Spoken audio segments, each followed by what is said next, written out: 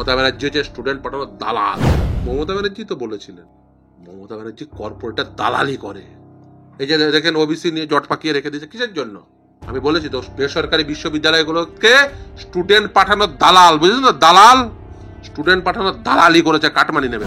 অভিরূপ সরকার যে বেতন কমিশনের মাথায় বসেছিল, অভিরূপ সরকার বাড়িতে কালকে গিয়ে বলুন ওই বেতন কমিশনের রিপোর্টটা কেন প্রকাশ করেননি।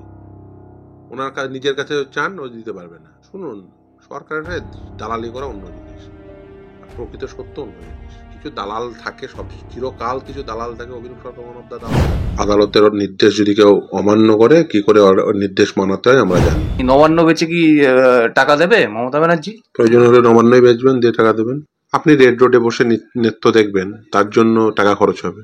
ক্লাবগুলোকে টাকা দেবেন, তার জন্য টাকা খরচ হবে। আপনি মেলা করবেন, খেলা করবেন, তার জন্য টাকা খরচ হবে। কিন্তু সরকারি কর্মচারীরা যখনই তাই হকের দাবি জানাবে, আদালতের দ্বারা সেই হকের দাবি প্রতিষ্ঠা পাবে, তখন আপনি বলবেন যে না, আমি দেবো না। তার কারণ আমার কাছে টাকা নেই। টাকাটা রেড রোডে বসে নষ্ট করতে কে বলেছে? এই টাকাগুলোকে নিয়ে মেলা খেলা করতে কে বলেছিল? এই টাকাগুলোকে নিয়ে বড় বড় পোস্টার টাঙাতে কে বলেছে? যদি কন্টেম্পট অফ কোর্টের সিচুয়েশন হয়, কার বিপদ সব থেকে বেশি? অর্থ সচিব নাকি মুখ্য সচিব নাকি মমতা ব্যানার্জি? সরকারটাকে আস্তে আস্তে দেউলিয়া করে দিই। কালীঘাট অঞ্চলের লোকদেরকে আমি বলেছি যে ওদের কঠিন ভাবে রাত্রে আপনারা সব জানলার দরজা জানলাগুলো খুলে রাখবেন, দেখবেন রাস্তা দিয়ে পালিয়ে যাচ্ছে কিনা। পালিয়ে গেলে খপ করে ধরবেন। আমরা বলেছি না, 14 তলা থেকে নামতে চাইলেও আমরা 14 তলায় ঠেলে তুলে দেবো। 14 তলায় বসিয়েই আমরা ডিএ নেব, আমরা চাকরি নেব, আমরা ভাতা নেব, ছাড়বো না। সব কটা পয়সায় মমতা ব্যানার্জিকে বলুন, ফেরদৌস, আমি বলে চ্যালেঞ্জ করলাম, যেদিন করবে, যে মুহূর্তে করবে, মমতা ব্যানার্জিকে দেশ ছাড়তে হবে। দেশ ছাড়তে হবে, ওকে দেশ ছাড়তে হবে। দেশে থাকতে পারবে না। একটা রাজ্য চালাচ্ছে একটা মুখ্যমন্ত্রী, জনগণের ভোটে নির্বাচিত একজন মুখ্যমন্ত্রী। প্রতিদিন তার কাজ যাতে ওই মার পাবলিশ না করতে হয়, যাতে সিবিআই না চলে আসে। এই মুখ্যমন্ত্রীর যদি অবস্থা হয়, আরে মুখ্যমন্ত্রী তদন্ত, সিবিআই তদন্ত আমি বলো চলে আসো সিবিআই তদন্ত করতে। আপনি পরিষ্কার থাকেন, আমি বলছি ও যা অপরাধ করেছে না, সারা জীবন জেলের বাইরে বেরোতে পারবে, সারা জীবন জেলের বাইরে বেরোবে। আমি মনে হয় যে রাজনীতিকে ঘৃণা করি, যদিও ঘৃণা করা মানুষকে ঘৃণা করা, আমি বলছি ওর রাজনীতিকে আমি ঘৃণা। হাতে মাত্র আর একদিন, মমতা বন্দ্যোপাধ্যায় বা তার সরকারের তরফ থেকে সরকারি কর্মচারীদের ডিএ দেওয়ার ব্যাপারে কোনো উদ্যোগ এখনো পর্যন্ত নেওয়া হয়নি, কি বলবেন? যদি ওই সময়কাল পেরিয়ে যায়, সেটা কন্টেম্পচুয়াস অ্যাক্ট হবে। আদালতের নির্দেশ যদি কেউ অমান্য করে, কি করে নির্দেশ মানাতে হয় আমরা জানি। কিন্তু সরকার তো আবেদন জানাতেই পারে। আইন যেমন আছে, আইনের তো ফাঁকও আছে। সরকার তো বলতেই পারে যে টাকা নেই, এখনো জোগাড় করতে পারেনি। নবান্ন বেচে কি টাকা দেবে মমতা ব্যানার্জি? প্রয়োজন হলে নবান্নই বেচবেন, দিয়ে টাকা দেবেন। প্রয়োজন হলে অন্য অনেক কিছু বেচার আছে, বেচবেন, দিয়ে টাকা দেবেন। দেখুন, সরকারি অর্থ মানে হচ্ছে জনগণের করের টাকা। সেই করের টাকা যুক্তিপূর্ণভাবে, আইনসঙ্গতভাবে খরচা করতে হয়। আপনি রেড রোডে বসে নৃত্য দেখবেন, তার জন্য টাকা খরচ হবে। আপনি ক্লাবগুলোকে টাকা দেবেন, তার জন্য টাকা খরচ হবে। আপনি মেলা করবেন, খেলা করবেন, তার জন্য টাকা খরচ হবে। কিন্তু সরকারি কর্মচারীরা যখনই তাই হকের দাবি জানাবে, আদালতের দ্বারা সেই হকের দাবি প্রতিষ্ঠা পাবে, তখন আপনি বলবেন যে না, আমি দেব না। তার কারণ আমার কাছে টাকা নেই। টাকাটা রেড রোডে বসে নষ্ট করতে কে বলেছিল? এই টাকাগুলোকে নিয়ে মেলা খেলা করতে কে বলেছিল? এই টাকাগুলোকে নিয়ে বড় বড় পোস্টার টাঙাতে কে বলেছিল? আপনার নিজের বিজ্ঞাপনের জন্য পোস্টার টাঙাবেন, বিভিন্ন নিউজ পেপারে পোস্টার হবে, বড় বড় পোস্টার হবে, আর বলবেন আমার জনগণের করের টাকায় এইসব হবে, অথচ জনগণের করের টাকায় কর্মচারীরা ন্যায্য বেতন পাবে না। ও তো ন্যায্য বেতন ওদের, কেন দিচ্ছেন না? কেন দিতে হবে? রোপারুল 2009 অনুযায়ী ওদের দিতে হবে। কিন্তু বেতন কমিশনের শীর্ষে যাকে বসানো হয়েছে সেই অভিরূপ সরকার, তিনি তো পরিষ্কার জানিয়ে দিয়েছিলেন যে সরকারি কর্মচারীদের ডিএ না দিয়ে তার বিনিময়ে সেই টাকা দিয়ে উন্নয়ন করা হবে। কে অভিরূপ সরকার? অভিরূপ সরকার যে বেতন কমিশনের মাথায় বসেছিল, অভিরূপ সরকার বাড়িতে কালকে গিয়ে বলুন ওই বেতন কমিশনের রিপোর্টটা কেন প্রকাশ করেননি।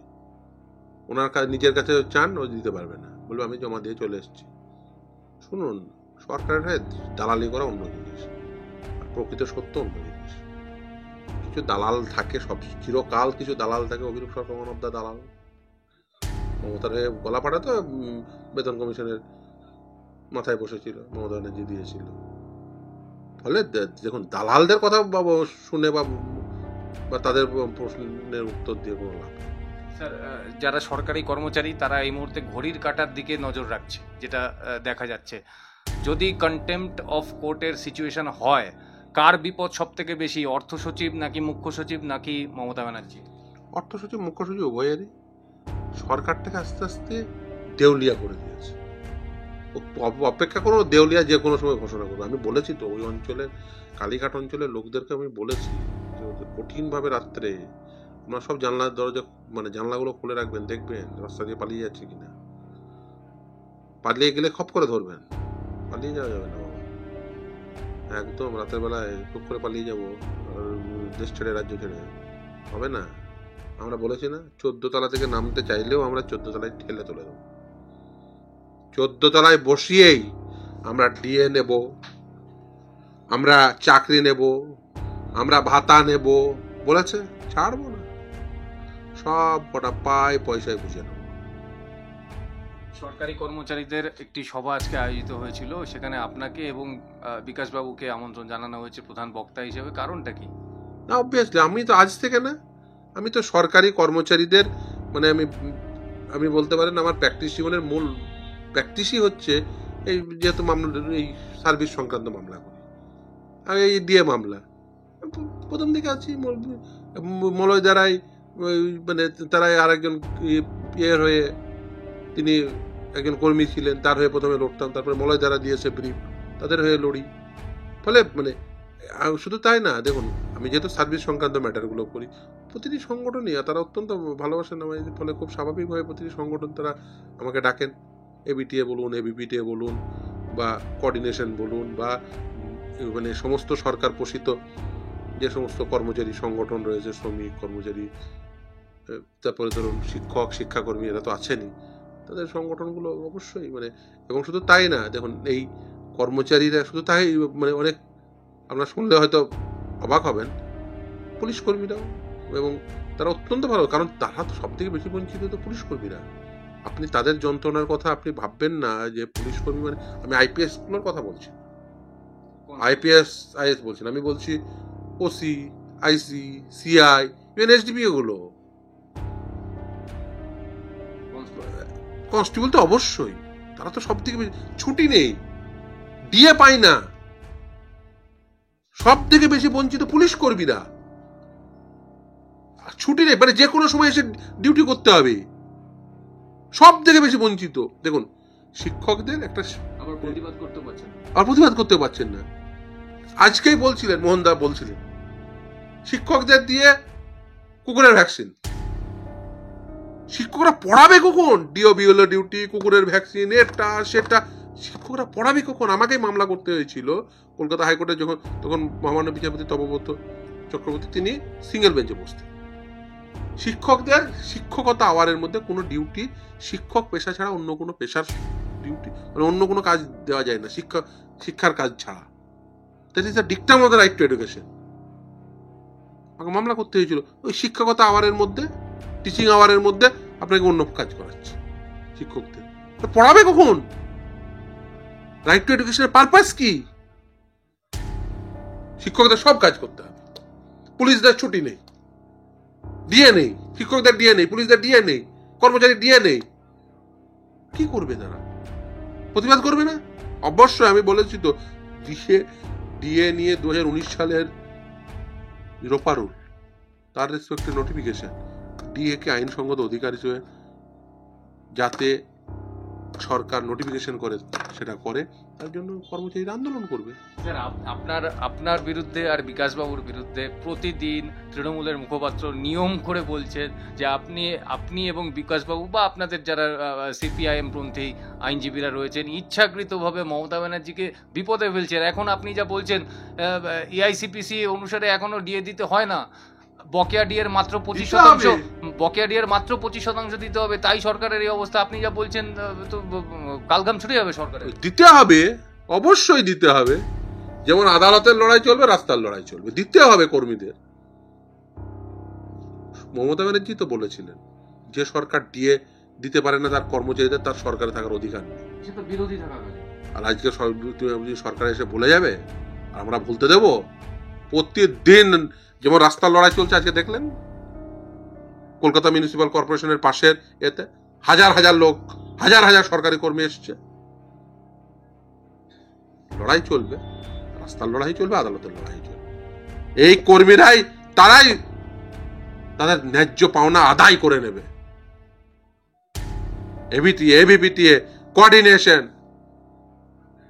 যৌথ মঞ্চ, তারা এই সমস্ত সংগঠনগুলো যৌথ মঞ্চ, বিশ্বজিৎ দাস, মোহন দা, এবিটিএ নেতারা সবাই একসঙ্গে লড়ে এই দাবি আদায় করে নেবে।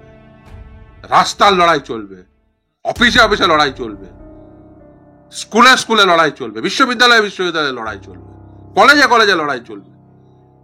ওরা কি চাইছে? ওরা চাইছে সরকার পোষিত স্কুলগুলো, কলেজগুলো, বিশ্ববিদ্যালয়গুলো, সরকারি প্রতিষ্ঠানগুলোকে সবগুলোকে ভেঙে দেবো, নিয়োগে দুর্নীতি করব, সরকারি স্কুল থাকবে না, ওর বন্ধু বেসরকারি স্কুল, কলেজ, বিশ্ববিদ্যালয়ের মালিকেরা তারা ফুলে ভেবে উঠবে।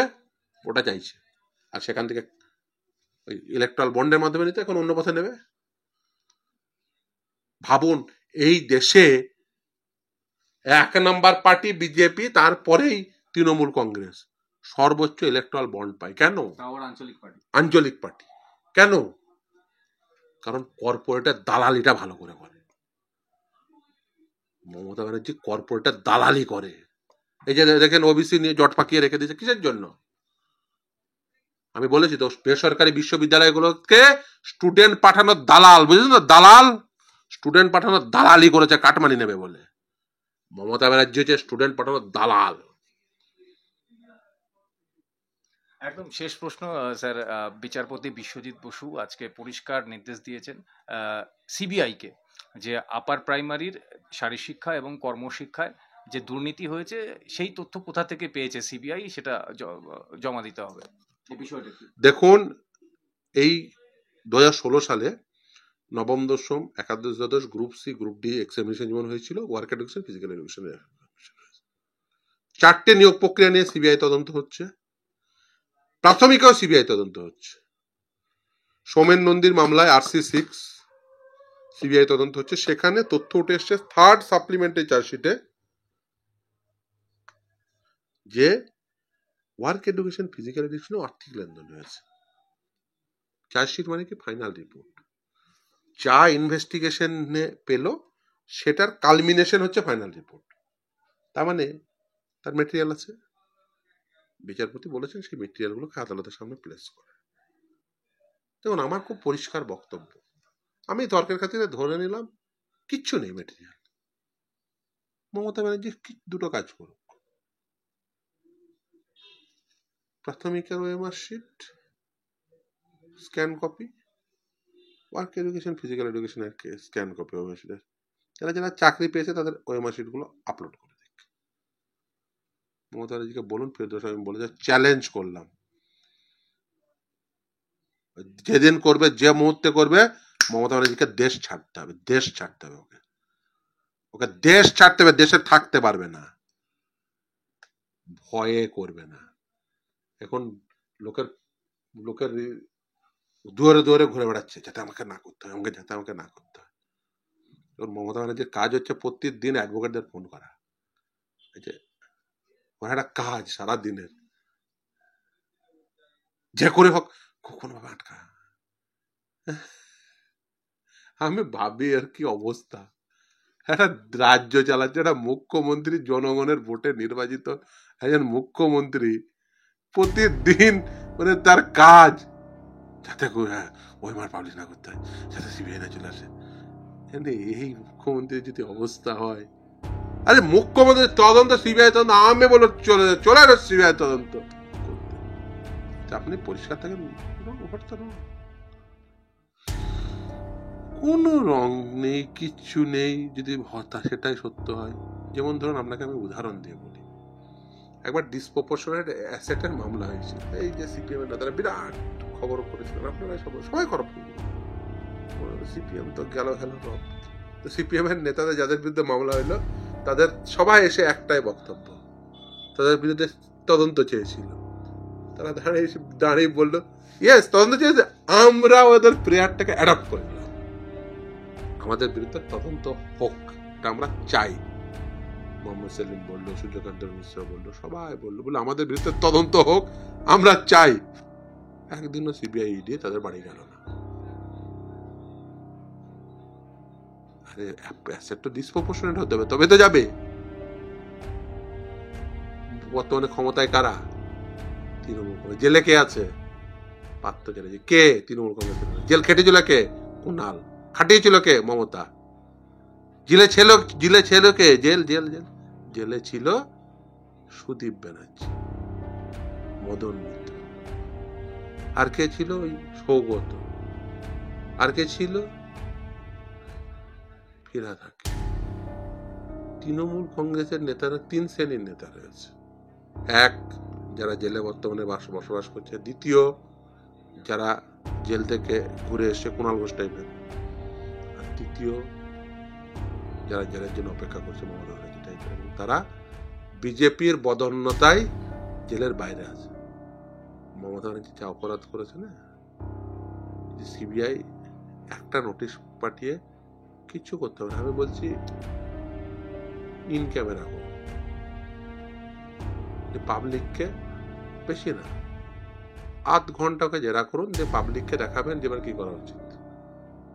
আর মমতা আর যদি সিবিআই না করতে পারে, মমতা ব্যানার্জি বলুক আমাকে আধ ঘন্টা জিজ্ঞাসা, আধ ঘন্টাও না 10 মিনিট জিজ্ঞাসা করবে, 10 মিনিট 10টা প্রশ্ন করবে, মমতা ব্যানার্জি আনসার দেবে। আমি বলছি ও যা অপরাধ করেছে না, ও সারা জীবন জেলের বাইরে বেরোতে পারবে, সারা জীবন জেলের বাইরে আর বেরোবে না।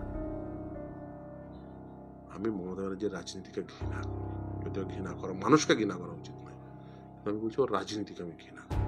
কারণ মমতা ব্যানার্জি যেটা করেছে না, আজকে এক মাস্টারমশাই বলছিলেন যে বাংলা মিডিয়ামের স্কুলে আর ছাত্রছাত্রীদের যার সামান্যতম সামর্থ্য রয়েছে ভর্তি করতে চাইছে না, যদি বেসরকারি কোনো স্কুল থাকে। এটাই তো মমতা ব্যানার্জিরা চেয়েছিল, সরকার পোষিত স্কুলগুলোকে মেরে দেবে, সরকার পোষিত স্কুলে তারা শিক্ষক নিয়োগ করতে হবে না, ওর বন্ধুরা স্টুডেন্ট পাবে, এখান থেকে ও কাটমানি পাবে। এটাই মমতা ব্যানার্জি চেয়েছিল। সরকারি স্কুল থাকবে না, বাংলা মাধ্যম স্কুল আর থাকবে না, ভালো বাংলা নাটক আর হবে না, বাংলা গান আর হবে না, ভালো কবিতা হবে না, বাংলা কবিতা